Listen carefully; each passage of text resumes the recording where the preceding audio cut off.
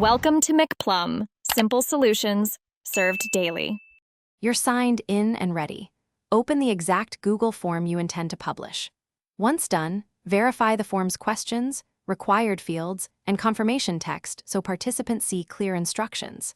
Make sure you've removed any test answers and disabled quiz scoring if not needed. Now move to Settings. Click the gear icon to begin changing who can access the form and how responses are collected, because those controls determine whether it becomes public. You need to control visibility.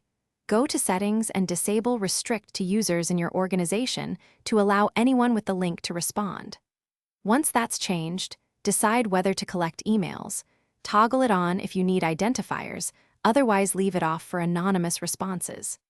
After confirming, click Send and choose the link icon to shorten the URL or the embed option to place the form on a website. Make sure the form is set to accept responses before sharing. Publish by distributing the link or embedding the form on your site.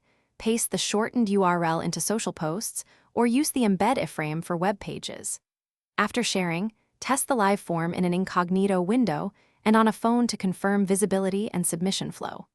Monitor the Responses tab and enable email notifications or connect to Sheets for live tracking.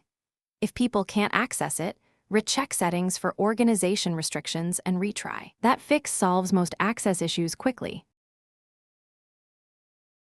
Thanks for watching. Stay juicy and subscribe.